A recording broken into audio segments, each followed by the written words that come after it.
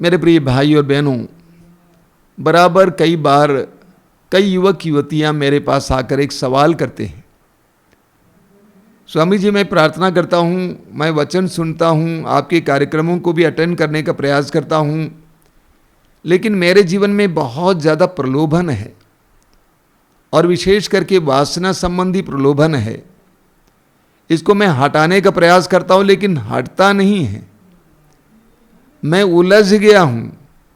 इब्रानियों के पत्र के अध्याय 12 वाक्य 1 में संत पौलुस कहते हैं, पाप हमें उलझाता है, उलझ जाते हैं और सवाल करते हैं कि स्वामी जी कब तक चलेगा। मैं उनको एक ही जवाब दिया करता हूँ और वो जवाब है, ईमानदारी से लड़ाई को जारी रखिए। कब तक के सवाल का कोई जवाब नहीं है। एक बहुत सुंदर बात है, एक बार एक 25 साल का युवक 75 साल के एक वृद्ध सन्यासी के पास गया और कहा कि महाराज ये बताइए, मेरे जीवन में बहुत परीक्षाएं होती हैं, प्रलोभन होता है, इन प्रलोभनों से मुझे कब छुटकारा मिलेगा, कब ये प्रलोभन बंद हो जाएंगे। सन्यासी जी ने कहा कि बेटा मैं 75 साल का हो गया हूं, मैं भी यही सवाल कर रहा हूं। हम प्रलोभन से बच नहीं सकते, प्रलोभन हमेशा रहेगा, जीवन के अंत तक रहेगा।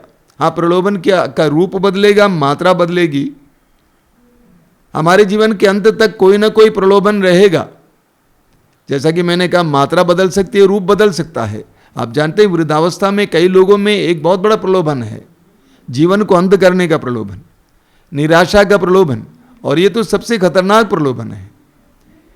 तो हम प्रलोभन से दूर नहीं रह सकते। इसीलिए प्रभु यीशु मत्ती के सुसमाचार के अध्याय 18 उसके वाक्य 7 में कहते हैं, प्रलोभन अनिवार्य है। प्रलोभन अनिवार्य है, यानी प्रलोभन रहेगा। इसीलिए प्रभु यीशु ने जब प्रार्थना सिखाई, हे हमारे पिता की प्रार्थना, तो प्रभु ने कहा कि इस तरह प्रार्थना करो, हे हमारे पिता जो स्वर्ग में है। आगे हम पढ़ते हैं, प्रभु ने कहा इस तरह प्रार्थना करो, हमें परीक्षा में गिरने ना दे परंतु बुराई से बचा। हमें परीक्षा में गिरने ना दें परंतु बुराई से बचा। यानी परीक्षाएं रहेंगी, प्रलोभन रहेगा। प्रभु यीशु के जीवन में प्रभु यीशु ने स्वयं प्रलोभनों का सामना किया। वचन में लिखा हुआ है, 40 दिन और 40 रात जब प्रभु यीशु मरु प्रदेश में, निर्जन प्रदेश में उपवास और प्रार्थना में लीन थे, उस समय उनका बार बार प्रलोभन हुआ। कई प्रकार का प्रलोभन उनके जीवन में आया। आगे हम पढ़ेंगे, 40 दिन और 40 रात के उपवास और प्रार्थना के बाद जब पवित्र आत्मा से भरकर प्रभु यीशु बाहर आ जाते हैं, उस समय भी प्रलोभन करता उनके सामने आ जाता है, उनका प्रलोभन करता है। क्रूस पर लटकते समय भी प्रभु यीशु का प्रलोभन हुआ। उनको चैलेंज किया गया कि यदि तू ईश्वर का पुत्र है तो इस क्रूस पर से नीचे उतर आओ। तो प्रभु यीशु को स्वयं प्रलोभनों का सामना करना पड़ा। पेतरुस के पहले पत्र के अध्याय 5 वाक्य 8 में पेतरुस कहते हैं, आपका शत्रु शैतान दहाड़ते सिंह की तरह विचरता है। आपका शत्रु शैतान दहाड़ते सिंह की तरह विचरता है, ढूंढते रहता है कि किसे फाड़ खाएं। यानी प्रलोभन करता शैतान चुपचाप नहीं बैठा हुआ है, बल्कि दहाड़ते सिंह की तरह दौड़ते रहता है, विचरते रहता है, ढूंढते रहता है कि किसे फाड़ खाएं। और ये भी समझ लीजिए, कोई भी ऐसा स्थान नहीं है जहां पर प्रलोभन नहीं आ सकता है। बताइए, उत्पत्ति ग्रंथ अध्याय 3 में हम पढ़ते हैं कि आदन बगान में प्रलोभन करता आता है। अगर आदन बगान में प्रलोभन करता आ सकता है, निर्जन प्रदेश में उपवास और प्रार्थना में लगे प्रभु यीशु के पास प्रलोभन करता आ सकता है, तो आप और मेरे पास प्रलोभन करता क्यों नहीं आएगा? जरूर आएगा।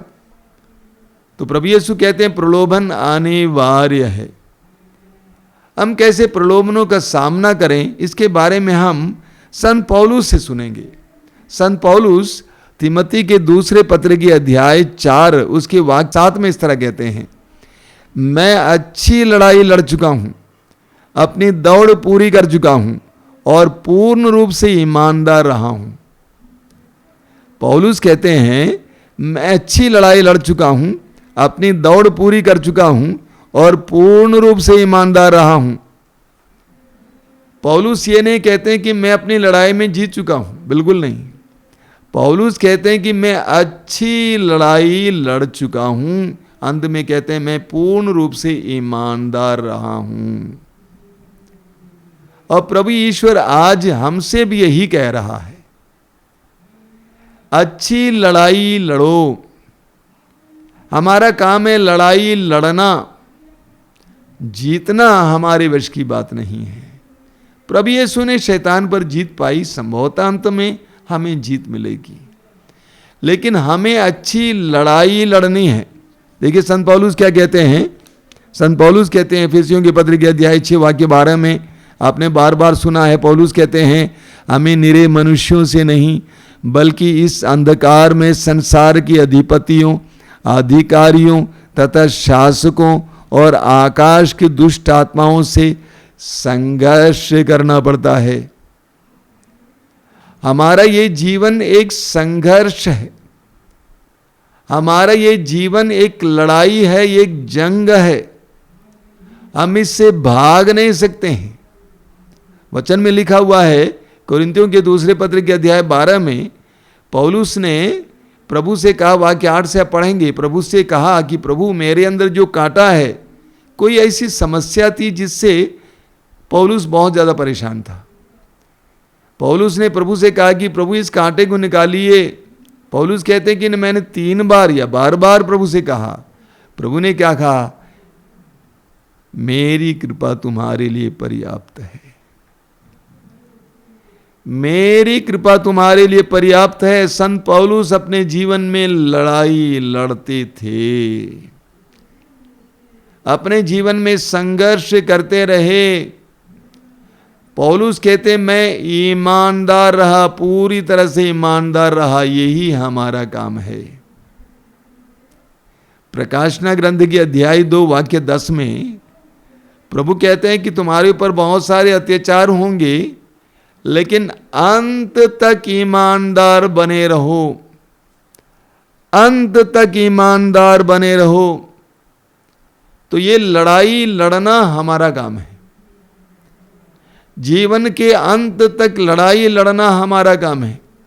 शैतान से लड़ना, प्रलोभनों से लड़ना, परीक्षाओं से लड़ना हमारा काम है। अलग अलग परीक्षाएं हमारे सामने आ सकती हैं, वासना संबंधी परीक्षाएं, धन संपत्ति संबंधी परीक्षाएं, हमारे अंदर कई प्रकार के लालच आ सकते हैं, निराशा, उदासी, घमंड, स्वार्थ, विभिन्न प्रकार की परीक्षाएं हमारे सामने आ सकती हैं। उन सारी परीक्षाओं में प्रभु कहते हैं, प्रभु का वचन कहता है कि हमें लड़ना है, संघर्ष जारी रखना है। और इस लड़ाई को लड़ने के लिए एफेसियों के पत्र के अध्याय 6 वाक्य 10 में संत पौलुस क्या कहते हैं, अंत में यह आप लोग प्रभु से और उसके अपार सामर्थ्य से बल ग्रहण करें। ये लड़ाई लड़ने के लिए हमें कहां से सामर्थ्य प्राप्त करना होगा? प्रभु से और उसके सामर्थ्य से, उसके आत्मा से। प्रभु से और उसके आत्मा से सामर्थ्य पाते रहें। ये लड़ाई लड़ने के लिए हमें ईश्वरीय सामर्थ्य की जरूरत होती है। हमारी मानुषिक शक्तियां टूट जाती हैं, शिथिल हो जाती हैं, हमें ईश्वरीय सामर्थ्य की जरूरत होती है। इसीलिए प्रभु यीशु ने कहा मार्कुस अध्याय 14 वाक्य 38 में, जागते रहो और प्रार्थना करते रहो जिससे तुम परीक्षा में न गिर जाओ। क्योंकि आत्मा तो तत्पर है लेकिन शरीर दुर्बल है। इसीलिए प्रभु यीशु कहते हैं जागते रहो और प्रार्थना करते रहो। हमें प्रतिदिन शैतान से लड़ना पड़ता है, विभिन्न प्रकार की आत्माओं से लड़ना पड़ता है। इसीलिए हमें प्रार्थना को बनाए रखना है। प्रभु यीशु एक बहुत बड़े संकट से गुजरने वाले थे। प्रभु ने कैसे अपने आप को तैयार किया? प्रार्थना में तैयार किया। प्रभु को मालूम था कि उनका मन टूट सकता है, दिल टूट सकता है, उनका विश्वास टूट सकता है। इसलिए उन्होंने अपने आप को प्रार्थना के द्वारा पुष्ट किया। आपके जीवन में परीक्षाएं हैं, प्रलोभन हैं, मेरे भाई मेरी बहन, प्रार्थना मत त्यागिए, प्रार्थना को बढ़ाइए, प्रार्थना को बढ़ाइए। लूकस के सुसमाचार के अध्याय 9 में हम पढ़ेंगे कि प्रभु यीशु ने उस अबदूत ग्रस्त जवान से अबदूत को निकाला। शिष्यों ने पूछा कि हम क्यों नहीं हटा पाए, तो प्रभु ने कहा इस तरह की, इस जाति की दुष्ट आत्माएं बिना उपवास और प्रार्थना के नहीं हटाई जा सकती है। तो प्रभु यीशु कहते हैं कि प्रार्थना करते रहो, जागते रहो और प्रार्थना करते रहो ये लड़ाई लड़ने के लिए। इस लड़ाई को लड़ने के लिए 1 पेतरुस अध्याय 5 वाक्य 8 में पेतरुस कहते हैं आप जागते रहें और संयम रखें। इस लड़ाई को लड़ने के लिए आप जागते रहें और संयम रखें। सोना नहीं है, आलसी नहीं होना है, अपने को जगाए रखना है। कौन आ रहा है, कौन जा रहा है, कौन सा इमोशन मेरे अंदर है, कौन सा विकार मेरे अंदर है, मुझे क्या करने के लिए प्रेरित कर रहा है, जागते रहना है और संयम रखना है। अपनी आँखों पर संयम रखना, अपने कानों पर संयम रखना, अपनी जुबान पर संयम रखना, अपने हाथ पर संयम रखना। तो पेतरुस कहते हैं लड़ाई लड़ने के लिए जागते रहना है और संयम रखना है। इस लड़ाई को लड़ने के लिए हमें पवित्र वचन को इस्तेमाल करना है। सुसमाचारों में हम पढ़ते हैं कि प्रभु यीशु की परीक्षा हुई। शैतान ने कहा इन पत्थरों को रोटी बना दो और खा लो क्योंकि तुम मर जाओगे नहीं तो। प्रभु ने कहा लिखा है मनुष्य केवल रोटी से ही नहीं जीता है बल्कि परमेश्वर के मुख से निकलने वाले हर एक वचन से जीता है। फिर शैतान ने कहा, वो शैतान ले गया मंदिर की चोटी पर और कहा कि कूदो क्योंकि लिखा है कि तुम्हारे दूत तुम्हें बचा लेंगे। प्रभु ने कहा लिखा है अपने प्रभु ईश्वर की परीक्षा मत लो। फिर शैतान ने प्रभु यीशु को ऊंचे पहाड़ पर ले जाकर वैभव दिखाया और कहा कि ये सारा वैभव मेरा, मैं तुम्हें दे दूंगा, मेरी आराधना करो। तो प्रभु ने कहा लिखा है अपने प्रभु ईश्वर को छोड़कर और किसी की आराधना मत करो। तो प्रभु यीशु ने प्रलोभन में, परीक्षा में वचन का इस्तेमाल किया। इसलिए पवित्र वचन को सुनिए, पवित्र वचन को पढ़िए, पवित्र वचन को बार बार दोहराइए। इस प्रकार हम प्रलोभन में, परीक्षा में शैतान से लड़ने के लिए सक्षम होंगे, सफल होंगे। कभी हार नहीं मानना चाहिए, कभी हार नहीं मानना चाहिए। जिस समय आप हार मानेंगे उस समय आप बर्बाद हो जाएंगे। हार नहीं मानना चाहिए। मैं कई कैथोलिक भाई बहनों से कहता हूँ आपके पास एक बहुत सुंदर संस्कार है, पाप स्वीकार का संस्कार, मेल मिलाप का संस्कार। बार बार संस्कार को ग्रहण कीजिए। कई लोग बोलते हैं स्वामी जी वही पाप बार बार करते हैं तो बार बार कैसे पाप स्वीकार करें। बार बार पाप स्वीकार करते जाइए, तब तक पाप स्वीकार करते जाइए जब तक कि आप शैतान को ना परास्त करें। अगर आप पाप स्वीकार करना बंद करेंगे तो आप हार गए। अगर आप प्रार्थना करना बंद किए तो आप हार गए। अगर आप वचन पढ़ना सुनना बंद किए तो आप हार गए। हारिए मत, हार मत मानिए, बल्कि लड़ाई को जारी रखिए, बराबर लड़ते रहिए। पौलुस कहते हैं मैं अच्छी लड़ाई लड़ चुका हूं। अपने जीवन के अंत में पौलुस इतना ही कहते हैं मैं अच्छी लड़ाई लड़ चुका हूं। पौलुस ने कहते हैं कि मैं लड़ाई में जीत चुका हूं, बिल्कुल नहीं। और प्रभु ईश्वर हम में से हर एक से यही चाहता है कि हम अच्छी लड़ाई लड़ें, ईमानदारी से लड़ाई लड़ें। प्रभु ईश्वर यही चाहता है। देखिए पौलुस कितने महान व्यक्ति थे, इतने महान व्यक्ति जिसके द्वारा प्रभु बड़े बड़े चमत्कार और चिन्ह प्रकट करते थे। ऐसे महान व्यक्ति अपने जीवन के अंतिम पलों में कहते हैं कि मैं अच्छी लड़ाई लड़ चुका हूं। मेरे प्रिय भाई और बहनों, मैं जानता हूं कि आप में से कई लोग विभिन्न प्रकार के प्रलोभनों में पड़ जाते हैं या प्रलोभनों से उलझ जाते हैं। मैं स्वयं अपने जीवन में अलग अलग प्रकार के प्रलोभनों का सामना करता हूं। आसान बात नहीं है, क्योंकि शैतान कभी भी निष्क्रिय नहीं है। वो दहाड़ते सिंह की तरह विचरता है, कभी कभी चुपचाप हमारे जीवन में प्रवेश करने का प्रयास करता है। अय्यूब के बारे में सोचिए, अय्यूब इतने बड़े भक्त थे, धनी थे, उसके जीवन में शैतान ने उसके विश्वास को तोड़ने के लिए कितनी विपत्तियां लाई, लेकिन अय्यूब टूटा नहीं, विश्वास में बने रहे। इसी तरह हमें भी अपने जीवन में प्रलोभनों का सामना करना है। ये स्वीकार कीजिए कि प्रलोभन अनिवार्य है। पहले से स्वीकार कीजिए कि प्रलोभन अनिवार्य है। मुझे संघर्ष जारी रखना है, मुझे लड़ाई जारी रखनी है। आइए हम प्रार्थना करें। प्रभु यीशु ने हमसे कहा, प्रार्थना करो कि पिता हमें परीक्षा में गिरने ना दे, हमें प्रलोभनों में गिरने ना दे, परंतु बुराई से बचा। यही प्रार्थना आज भी हमारी होगी। हमें प्रलोभनों में गिरने ना दे। प्रलोभन होंगे हम जानते हैं, लेकिन उन सारे प्रलोभनों के सामने उसी तरह बर्ताव करने की कृपा दे जिस तरह तेरे पुत्र यीशु ने बर्ताव किया। तेरे पुत्र यीशु ने शैतान से कहा, हट जाओ शैतान, हट जाओ शैतान, और हट गया शैतान।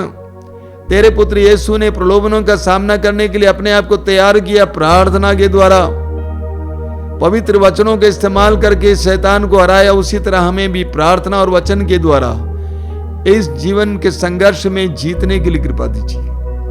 तेरे सामने ईमानदार बने रहने के लिए कृपा दीजिए। प्रभु यीशु इन पवित्र वचनों को सुनने वाले मेरे भाई बहनों को आशीर्वाद दीजिए। तेरे पवित्र सामर्थ्य उन्हें प्रदान कीजिए। संत पौलुस कहते, जब मैं दुर्बल हूं उस समय मैं बलवान हूं, क्योंकि मेरे अंदर उस समय ईश्वर का सामर्थ्य पूर्ण रूप से प्रकट होता है। प्रलोभनों के समय, परीक्षा के समय तेरा सामर्थ्य उनके जीवन में पूर्ण रूप से प्रकट हो जाए। विभिन्न प्रकार के परीक्षाओं में पड़े हुए लोगों को इस समय तू छुटकारा देना हो। वासना संबंधी परीक्षाओं में पड़े भाई बहनों को छुटकारा देना हो। लालच के शिकार भाई बहनों को छुटकारा देना। नशे के शिकार भाई बहनों को छुटकारा देना। प्रभु यीशु हमारी इस प्रार्थना को ग्रहण कीजिए। आमीन।